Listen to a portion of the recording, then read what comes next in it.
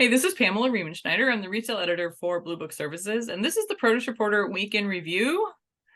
Greg, that Walmart by me that took all its checkout lanes out, all its managed checkout lanes, and put on all the self-checkout. Guess what I saw the other day? Let me guess. They're changing course. See, this Walmart is one of the ones that they do a lot of testing at, and it was the very first one that I saw that had almost all self-checkouts, like no regular ones. And the last time I went to the store, they had reversed that and added probably 6 or 7 manned checkout lanes. Now, whether or not there was actually a person in those, there was a person in like 2 or 3 of them, but I feel like it's a signal of retailers reevaluating this let's get rid of all manned checkout lines kind of thing. Yeah, it makes me think they may have seen some analytics that show them they're losing a lot on self-checkout. Do you think that's possible?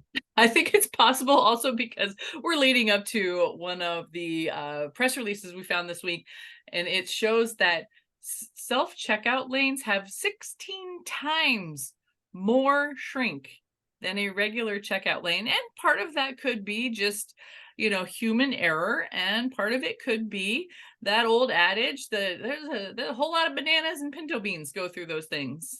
Those being 2 of the cheapest per pound things that go through the produce department.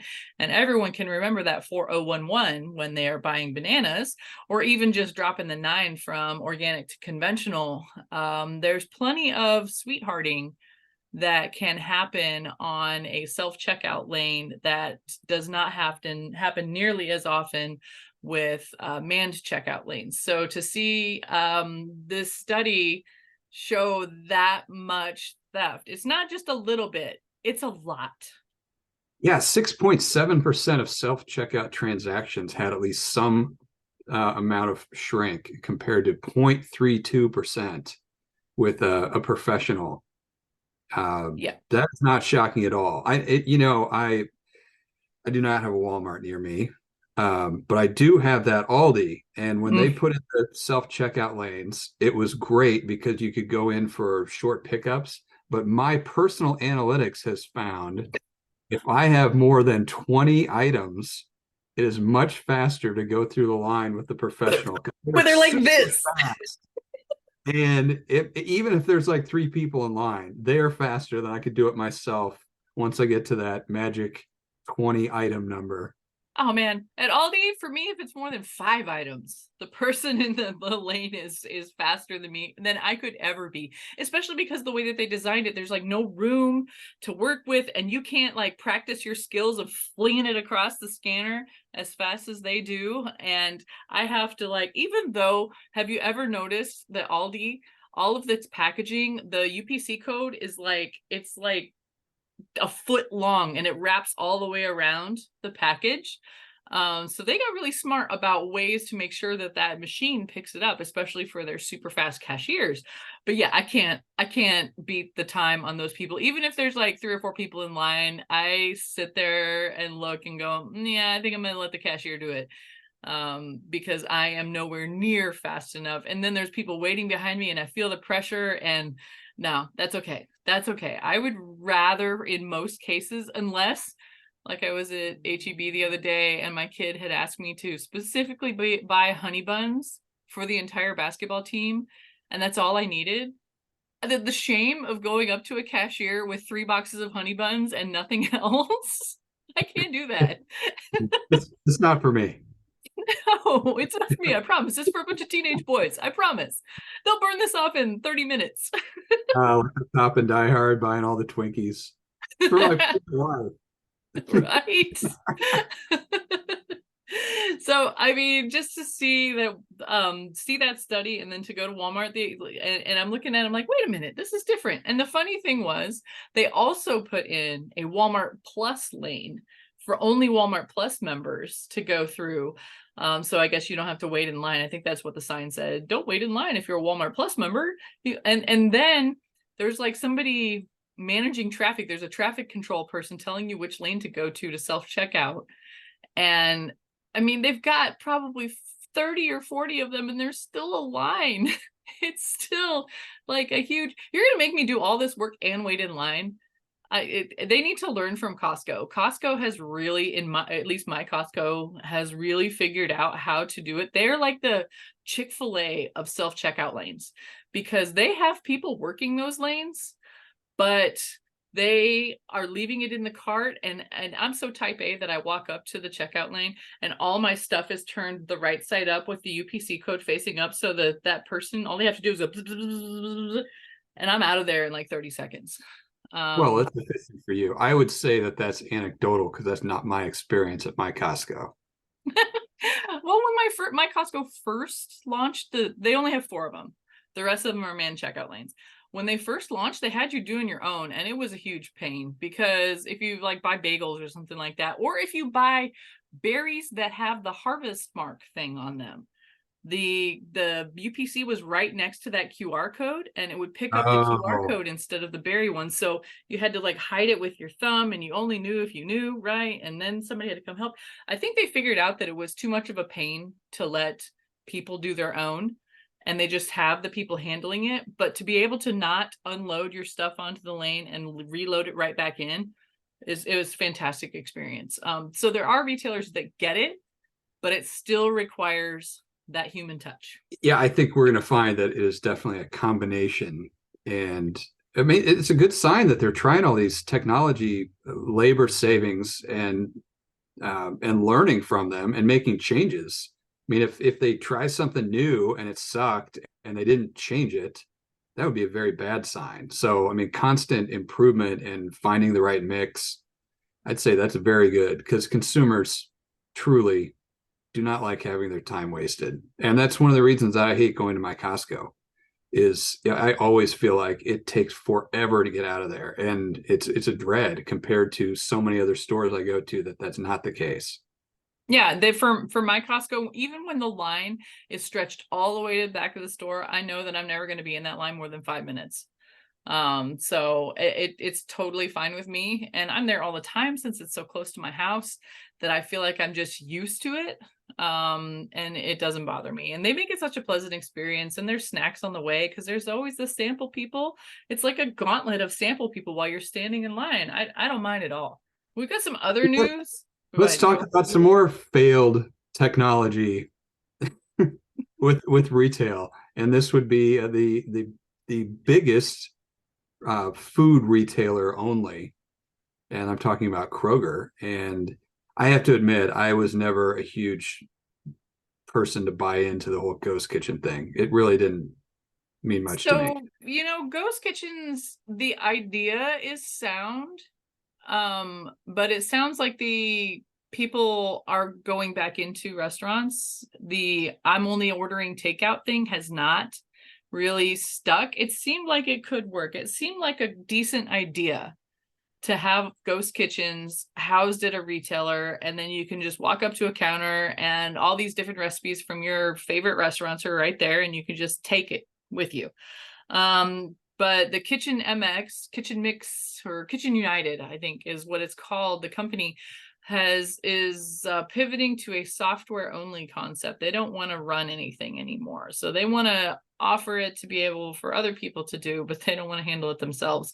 So they're pulling the ghost kitchen concept out of it. And the only statement we saw from Kroger I thought was an interesting one, where they said, we've got basically people can get deli prepared food at Kroger. So just eat our food. You don't have to eat it with whatever restaurant was on there.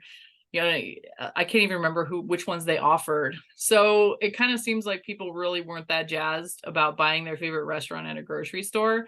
But I don't think this is indicative of consumers not going to the grocery store for a ready-made dinner. I think people are still looking for at least part of their dinner already done, and then you just add a bag of salad to it, or supplement it with something. At least anecdotally, I mean, that's what my family does all the time, is make sure that we've got at least one or two things, whether it's a pre-marinated meat or a pizza or something like that you add something to from the grocery store, because it is cheaper than going to a restaurant for sure.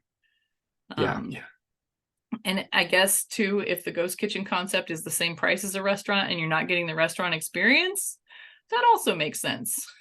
There were some other noteworthy ghost kitchen flops over the past couple of months. Reef, which was with Wendy's and a lot of other ones, it isn't doing so well. Wendy's discontinued it, although again, in my little test market area, is part of the reason I live here, is because all the new stuff starts here.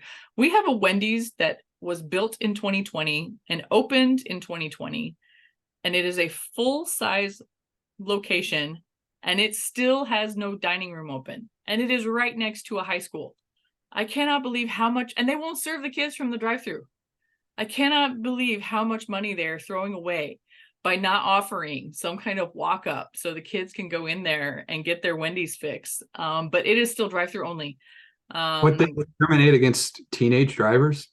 They discriminate against middle school walk ups. Oh, walk-ups.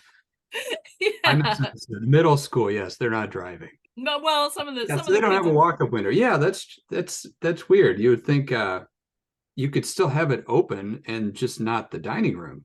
right. You would think that, but it's I think it's a message of how Wendy's is operating.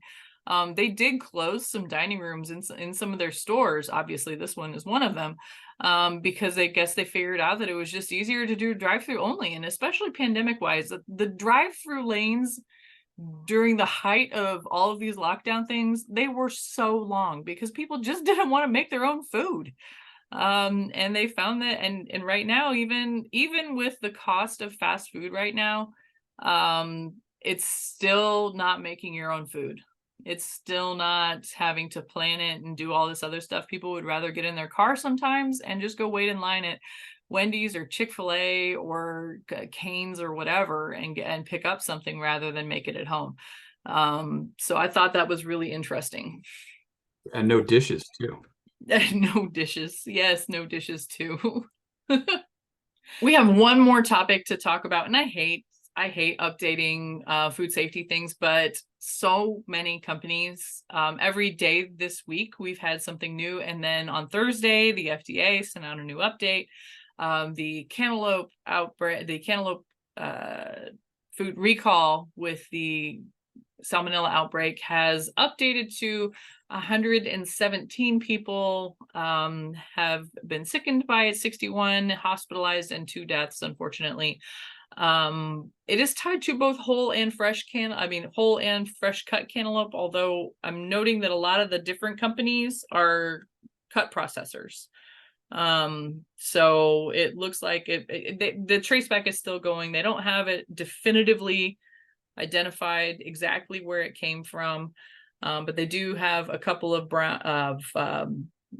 labels, the Mali Cheetah and Rudy brand whole cantaloupes, and then a whole bunch of cut fruit based on those. And we had a little bit of analysis this week from Richard talking about why cantaloupe, and drawing some parallels between this, or some, compare and contrast between this and the Jensen Farms outbreak, which I cannot believe was 12 years ago. It feels like it wasn't that long ago. And that was, of course, listeriosis. And they had a very definitive exactly where it came from kind of thing going on here. In this case, we haven't seen that kind of trace back yet, but we do have Bill Marler, the food safety attorney, calling for the FDA to use its Food Safety Modernization Act powers to block imports of Mexican cantaloupes. I don't think that's going to happen. That seems overly strict, and especially since the last illness happened more than 2 weeks ago. So I mean that wouldn't do anything to solve this situation. Clearly, there's a lot of investigation that continues to need to go on and get to the bottom of what the problem is. Unfortunately, cantaloupe is one of those ones that has gotten through a lot of these. And as Richard said in the column, and as we know, even from way back in the Jensen thing, it's a lot of it has to do with the nature of the product and the netted outside and the ease in which a consumer can cut through a dirty cantaloupe and bring it into the flesh that we eat. And of course, that happens at processing facilities. And So, most processing facilities are cleaning it better than we do at home. oh, yes, much better, of course. Yeah. So I don't think that they're going to issue any kind of block on importing cantaloupes from Mexico. I think that this is probably an isolated incident from a specific part of the food chain, and hopefully they can find exactly where it is. But as we know, in a lot of the most recent food safety outbreaks, as good as we've got traced back to be, we sometimes don't exactly find out what happened. Um, so we'll continue to watch it. And most of the recalls that we reported this week were fruit that is already expired, and that is likely out of the marketplace. And they're issuing the recall. Hey, I disappeared. Oh, that's weird. That's funny. Hold on. Let me do my webcam instead. It's the risks of the fake background. There you go. Well, it's the bad camera. My built-in camera is bad, so I got a new computer and the camera wasn't as good. So most of the recalls that we got this week, again, have been expired fruit. It's probably out of the marketplace, but it's just for anyone who, like me, might have frozen old stuff to throw in smoothies. And that was just like what happened with the stone fruit recall, where they're sending out a recall for something that was sold in 2022. Sometimes that happens. Sometimes people treat their freezer like an oubliette and forget about what's in it. I don't know of many cantaloupe smoothies, so we might be safe on that one. Yeah, Have we you? might say. Is that one of yours? That's not one of mine. No, it's not one of mine. Pineapple, yes. Cantaloupe, not so much. Yeah, structural integrity.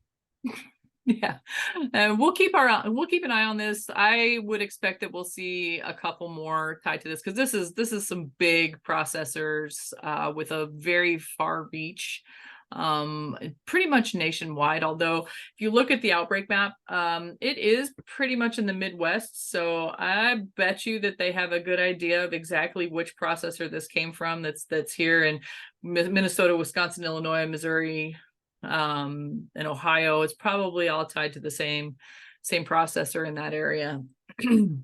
Yeah, we know with these outbreaks, anytime there's deaths involved, almost assuredly brings in Mr. Attorney Marler, because he's been involved in a lot of these outbreaks that have led to deaths, and he's probably as good an expert in the industry when it comes to that. So I suspect we'll hear more from him on that. Yeah, and probably some lawsuits as well. So yeah, it's unfortunate. And hopefully the numbers, this is the last of the updates of the new illnesses that we will see due to this. So on that note, that is it for the Produce Reporter Week in Review. If you are not getting the Produce Reporter newsletter, you need to go to producebluebook.com and sign up.